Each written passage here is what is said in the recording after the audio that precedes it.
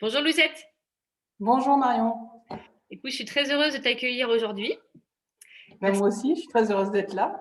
merci pour ton temps. Tu es la présidente et fondatrice de ABC Texture, qui est un Mm, laboratoire donc de formulation cosmétique spécialisé dans le soin solaire et maquillage tout et à de fait. fabrication aussi. Oui, et de conditionnement depuis 2 ans. Ah, super. Ouais. Et justement, je voulais partager avec la communauté ton parcours parce que je trouvais voilà, très intéressant, plein de mettre en lumière voilà, ce que tu as fait pour arriver à créer ABC Texture qui est basé à Dinard. Oui, en Bretagne, au bord de la mer. Très beau site. Ouais, tout à fait. Alors du coup, avant ça, avant de te poser des questions, je vais faire une biographie rapide de ton parcours. N'hésite pas à rajouter si tu as envie. Mm, Et ensuite, je te poserai les 6 questions fatales de l'interview. Alors, tu as commencé chez L'Oréal oui. pendant une année. Mm, Ensuite, tu es passé chez Cepic. Tu as fait un séjour de 2 ans à Castres, mm, donc fournisseur de matières premières. tout à fait. Tu es passé ensuite chez Stepan Europe pendant 10 mois. Et Oui. voilà. Et après, responsable labo chez Dipta Naos. Voilà. Ouais. Pendant 4 ans, tu es resté Ouais. chez Dipta. Exactement. Et tu Très, m'as moi, dit, j'ai adoré là-bas. c'est vrai? Ouais. Pas facile, mais j'ai gardé de très bons souvenirs. Et j'ai appris beaucoup. Et tu m'as dit tout à l'heure que tu avais justement à la fin de Dipta déjà eu l'opportunité de monter une société. Mm. À 29 ans, j'ai monté une société avec des partenaires qui étaient de la profession et qui avaient chacun une compétence. Et donc, c'était un peu un amusement quelque part, mais un essai, quoi, voilà. Et on a arrêté au bout d'un an parce qu'on n'avait pas les mêmes objectifs. On était chacun avec un travail par ailleurs. Donc, c'était un peu compliqué, mais une belle expérience. Et ça m'a appris également qu'il fallait bien s'entourer quand on montait une boîte. Voilà. Super. Du coup, après, tu es passé donc chez un autre sous-traitant, donc Colmar, qui est ensuite racheté par Croda, qui ensuite finit par être racheté. Donc, tu m'as dit que c'était Body BCL, Boots, Boots, voilà. Donc, qui a c'était été racheté par. Ouais. Et BCM là, je suis j'ai appris toute la partie maquillage que je connaissais pas. Chez Naos, ben, j'ai appris toute la partie solaire soin avec Estée Derm et Bioderma. Et puis chez BCM, enfin Colmar, Croda, BCM, j'ai appris toute la partie maquillage et puis aussi l'assurance qualité parce qu'ils ont un très très bon système d'assurance qualité. À l'époque, ça démarrait. Donc là, tu es resté quand même 9 ans. Ouais. Et j'ai monté le laboratoire tel qu'il est actuellement. Hmm. Et ensuite, tu as fini donc chez MF Productions. La même production, c'est à Maromme, à côté de Rouen. Et là aussi, j'ai monté le laboratoire. Et je suis restée à peine 2 ans, voilà, pour monter ma société après. Mon objectif, c'était ça. Et donc, en 2004, tu te lances dans l'aventure Ouais, et tu crées ABC Texture. ouais, ABC Texture. Alors pourquoi ABC Texture? Parce que d'abord, ABC, c'est le début de quelque chose. Et donc, c'était le début de mon aventure. Et puis, texture, parce qu'on travaille sur. Enfin, à l'époque, je voulais beaucoup travailler sur le sensoriel. Je trouvais que c'était une grande partie de la cosmétique, c'était le sensoriel. Et donc, ça avait du sens, voilà, pour moi. Hmm. Donc, vous êtes spécialisé vraiment dans tout ce qui est soins solaires et maquillage. Exactement. Hmm. Et donc, justement, si tu es OK, si tu es prête, je Mmh. vais te poser les 6 questions pour que tu puisses expliquer en fait ton cheminement, comment tu as réussi à monter ABC Texture, ce début d'aventure. D'accord. Je Alors, t'écoute. quand tu as commencé, quel objectif visais-tu? Alors, quand j'ai commencé, j'étais dans un petit 15 mètres carrés dans une pépinière. Et mon objectif, c'était d'avoir un outil industriel. Donc, mis à peu près 2 ans pour l'avoir, cet outil. Mais c'était mon objectif final. Le consulting était un moyen d'y arriver. Et donc, j'étais dans une pépinière. Et pour l'anecdote, j'étais entre guillemets virée de la pépinière parce qu'il y a une entreprise qui était sûrement plus intéressante que la mienne. Et donc, le maire de Saint-Malo m'a virée. Et puis, il s'est présenté aux élections l'année d'après pour la 20e année consécutive. Et ben moi, je me suis présentée aux élections également. Parce que je ne pouvais pas me battre sur la partie entreprise avec lui. Donc, je me suis battue sur son terrain. Et lui qui passait toujours au premier tour, il est passé au deuxième tour, à genoux à terre. Et ouais, c'est super. Attends, tu as réussi à le faire passer en deuxième tour. Ah ouais, mais enfin bon, c'était plus vraiment, il avait failli au bout de un an d'entreprise me mettre par terre. Et ben, je n'ai pas accepté. Je trouvais ça vraiment pas bien pour des politiques qui étaient censés nous aider. Donc voilà, je me suis battue avec lui sur son terrain. Et après, du coup, qu'est-ce Ben, qui s'est passé? j'étais dans l'opposition pendant 5 ans au niveau de la mairie et j'ai continué mon entreprise. J'ai été reçue par des dentistes qui avaient un appartement à louer et ils m'ont installé sans bail, sans rien du tout. Ils m'ont dit allez, venez et je suis venue avec ma stagiaire et ma technicienne. Et puis on a démarré comme ça dans un appartement au bord du Sillon, au bord de la mer. Euh, Ça s'est fait très très vite et on a commencé à faire des formules. Voilà, c'était une aventure dès le départ, on va dire. Et Et c'est ça n'a toi pas été un long chemin tranquille. bah, j'imagine. C'est toi qui allais démarcher les clients aussi.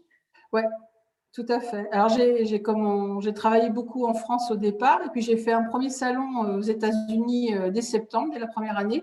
Et j'ai eu mon premier client là, et j'ai eu un autre client en Chine que j'ai toujours. Donc, c'est assez sympa. Ah, 17 super. ans après, j'ai toujours ce client chinois qui me suit. Et justement, donc, comme tu disais, tu as commencé vraiment petit, quoi, où c'était Ouais. vraiment, vous étiez trois, toi toute seule, et après vous étiez trois. Comment tu t'es, est-ce que tu as mis en place un plan d'action pour justement te dire comment je vais faire pour atteindre cet objectif d'avoir cet outil industriel que tu voulais? La première chose à faire, c'est voir les banquiers. En tant que femme, il y a 17 ans, avec un projet haute qualité environnementale au niveau de l'entreprise, au niveau de l'usine, puisqu'on était parti sur un bâtiment comme ça, on n'a pas beaucoup d'intérêt en face de nous, quoi. Donc, et par contre, il y a une banque qui m'a suivi, c'est le Crédit Coopératif, qui est une banque coopérative que j'avais rencontrée 2 ans auparavant et que j'ai revu le responsable de la banque. Et quand je m'a invité à déjeuner, quand je lui ai expliqué mon projet, il m'a dit banco. Je faisais à peu près 350 000 euros de chiffre d'affaires et j'ai investi à peu près 1,5 million. Voilà. Et il m'a aidé. Donc, c'est beaucoup de rencontres finalement et des gens qui croient en vous, quoi. C'est ça l'intérêt d'une entreprise au départ, en tout cas. Hmm. Et après, petit à petit, tu as mis en place, donc vous avez grossi, tu as commencé à peut-être construire un site. Ouais, le site a été construit en 2008, la première partie, la deuxième partie en 2018. On avait un projet de croissance quand on l'a construit en 2008 sur 10 ans. Et au bout de 10 ans, il fallait vraiment agrandir parce qu'on était 4 par bureau. Enfin, ça devenait compliqué. Donc, en 2018, on a doublé de superficie, toujours dans l'esprit haute qualité environnementale. Et on a, par exemple, sur l'extérieur, c'est pas du bardage classique, c'est de la ganivelle, c'est ce qu'on met sur les plages pour empêcher les dunes. Voilà. Donc, on a essayé de faire quelque chose de différent. Voilà. Oui, parce que tu me disais depuis le début, en fait, vous avez intégré la RSE dans votre développement et que ça faisait Ouais. partie vraiment intégrante de votre Ouais, souche. on l'appelait pas comme ça à l'époque. Et la difficulté qu'on a eue finalement, c'est d'avoir des gens qui comprenaient ce qu'on voulait faire. Parce c'est sûr qu'il y a un fort engagement au niveau du personnel, hein, ça c'est clair, une motivation, et puis travailler en équipe enfin, mode projet, enfin, c'était une façon de travailler un peu différente qui n'était pas forcément bien comprise.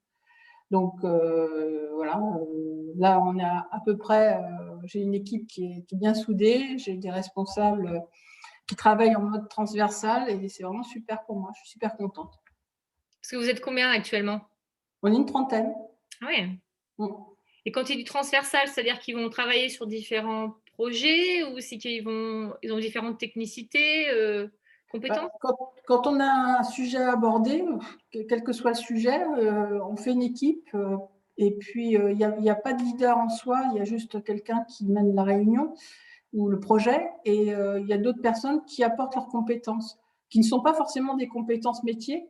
Et il n'y a jamais une personne qui décide, même pas moi. C'est-à-dire qu'il y a un mode collectif au niveau de l'entreprise et on travaille ensemble. Voilà. Donc, il y a des réunions qui se font très régulièrement sur des sujets que je ne connais même pas. Et à la fin, ils viennent me voir et ils me disent, voilà, on a décidé ça, on veut faire ça, est-ce que vous êtes d'accord? Voilà. Et en général, c'est bien ficelé, donc ça va très bien. Ça me va très bien. Moi, je suis pour la responsabilisation des personnes.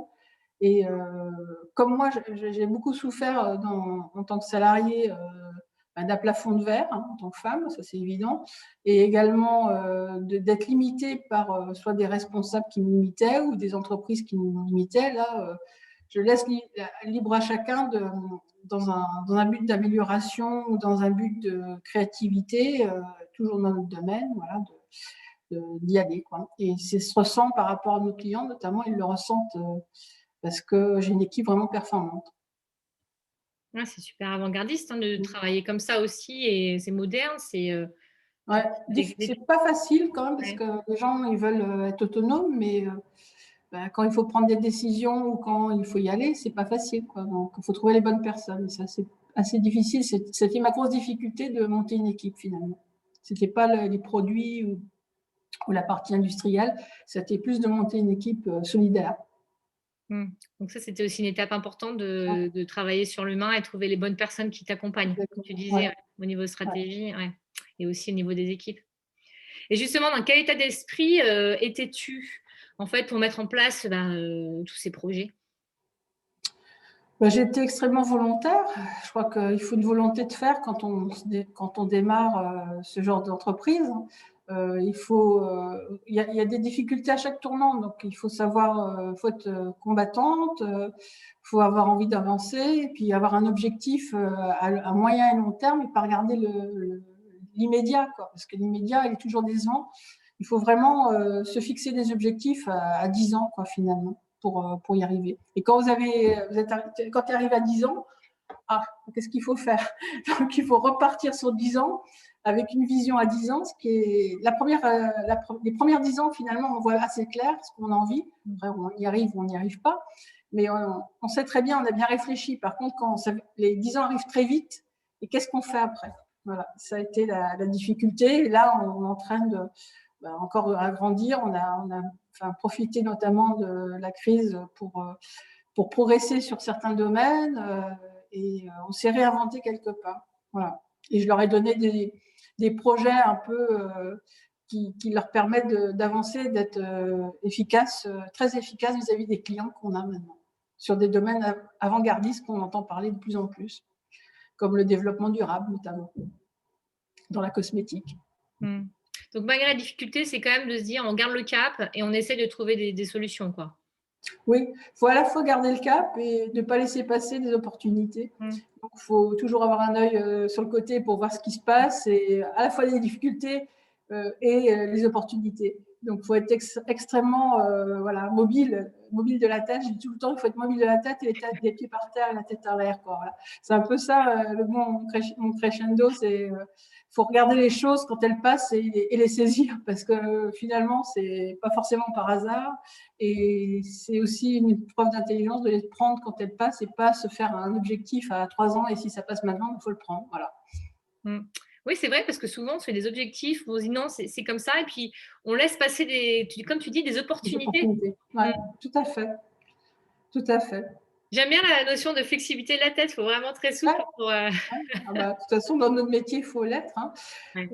Et puis, il faut quand même avoir les pieds par terre parce qu'on est dans un système d'assurance qualité extrêmement puissant. Enfin, la réglementation est un point important également, de plus en plus important. Enfin, donc, il faut à la fois du scientifique et du sérieux et de la méthode et également de la créativité et puis de l'opportuniste, c'est clair. Mmh. Ah, c'est super intéressant et justement, quand tu as démarré, est-ce que tu avais déjà, certaines certitudes au fond de toi ou tu te disais, que tu étais sûre de certaines choses? Alors moi, j'ai eu une rencontre importante avec Jean-Noël Thoral, puisque j'ai travaillé avec lui pendant 4 ans. Quand je suis partie de chez lui, je lui avais dit que je voulais monter ma société. Il m'avait dit, voilà, c'est très dur, voilà, faut pas, machin. Et puis finalement, ça m'a bloquée pendant pas mal d'années. Et puis, je voulais aussi lui montrer que je pouvais y arriver, quoi, parce que finalement, il n'a peut-être pas cru en moi à ce moment-là.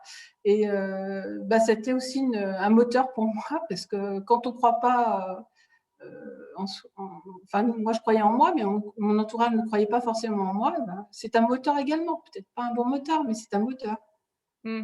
Oui, d'avoir quand même des soutiens à côté qui te… Oui, il y a à la fois des soutiens, il en faut, hein, heureusement, et puis familiaux déjà, c'est important, hein. Et puis aussi avoir une volonté de réussir. Enfin, moi, je ne voyais pas, l'échec n'était pas envisageable, quoi.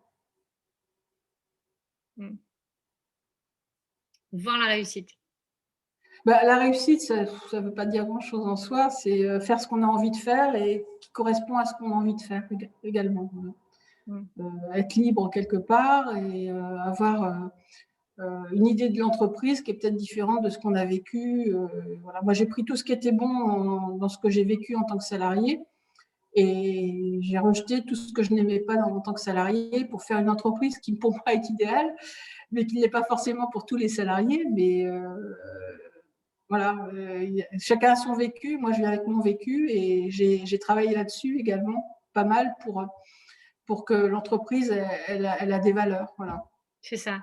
C'est exactement ce mot-là, je suis en train de penser. Je me dis, tu as des valeurs en fait fortes que tu as mis Ouais. en place et que tu portes et qui sont vraiment au sein de la société en fait.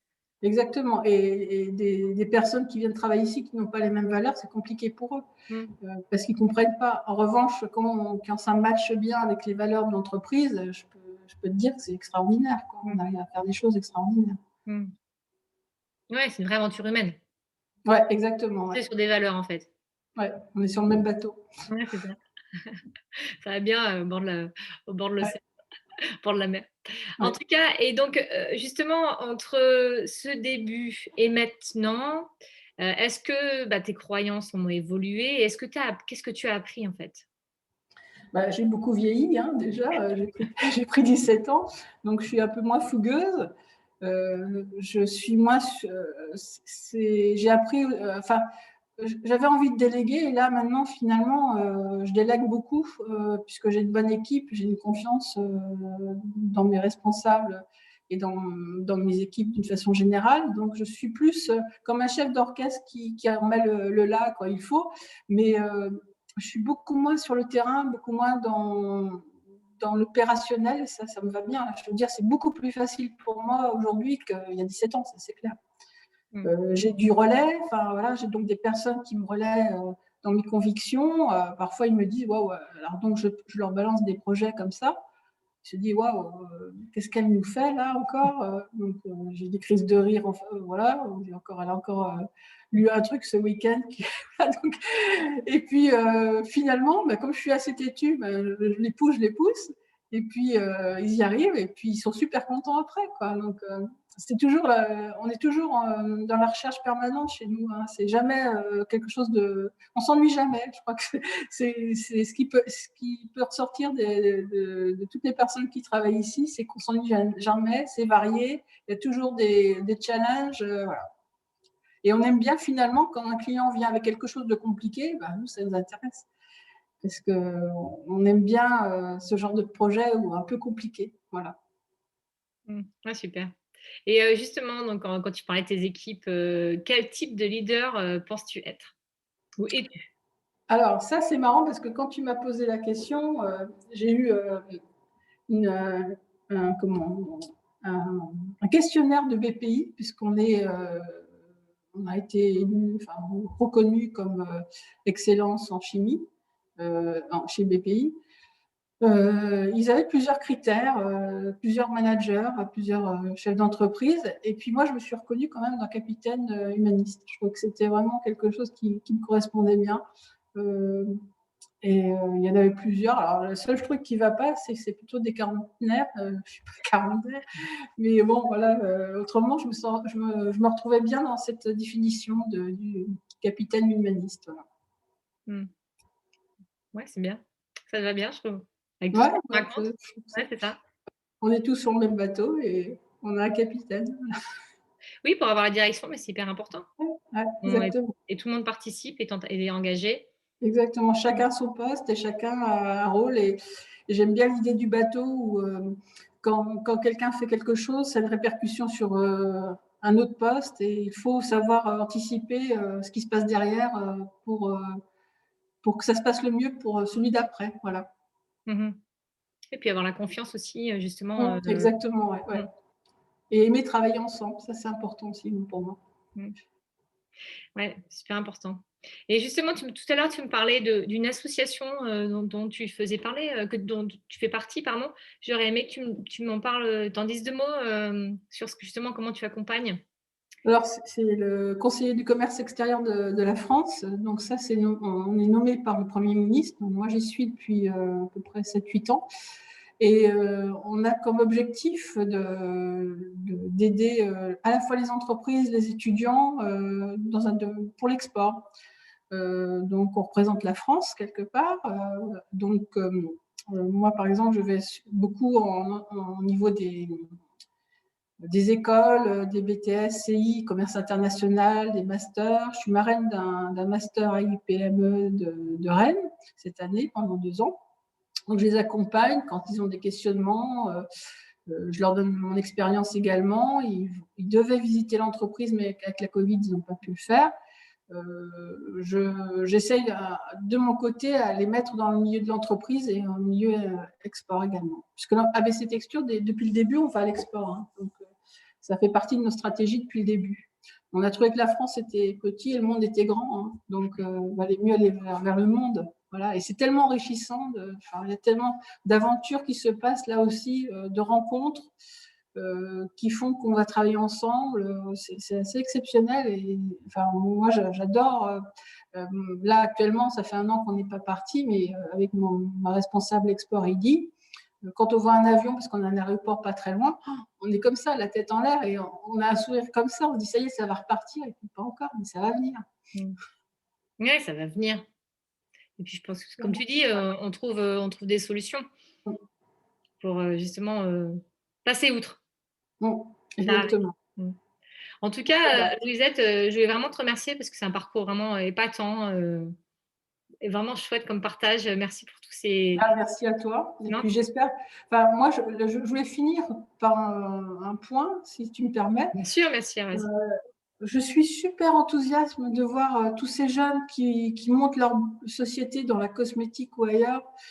Avant, il y a 15-16 ans, quand on faisait une école de commerce, on voulait tous être chef d'entreprise, mais on ne voulait pas faire du commerce. Là, enfin, ce qui se passe des choses extraordinaires en France et je passe à peu près partout. Les jeunes se prennent en main, montent leur entreprise. C'est peut-être plus facile pour eux, j'en sais rien. Mais en tout cas, je trouve ça très, très motivant et très positif et très encourageant pour l'avenir. Mmh. Ouais, je suis d'accord avec toi. C'est vrai que ça fait, c'est étonnant de voir tout ça. Exactement. Et moi, je trouve ça super. Mmh. Il faut les accompagner. Exactement. Alors, ils n'ont pas forcément besoin de beaucoup d'accompagnement, ils savent beaucoup de choses. Mmh. Oui, ils sont très agiles, hein, en Ouais, fait. exactement. Ils ont tout compris. On a à apprendre d'eux. Alors justement, si on veut te suivre et suivre, APC Texture, comment on fait? D'abord, on a LinkedIn, on a Instagram, on a également Twitter en tant qu'ABC Texture. Et puis moi, j'ai ouvert un compte Instagram à mon nom parce que je lis beaucoup de choses sur des blogs qui ne me plaisent pas forcément. Je pense que j'ai la compétence pour pouvoir répondre à certaines choses. En cosmétique, bon, il y a beaucoup d'informations qui passent. On est souvent décrié. Alors, on est des gens extrêmement sérieux dans la majorité. Et, et bon, que ce soit une personne lambda qui a besoin de conseils, mais ou qui a des doutes ou qui a entendu des choses, c'est pour ramener la vérité puis informer. Voilà. Il y en a d'autres qui le font très bien, comme le laboratoire Marie-Claire avec la FEBA qui le fait très bien.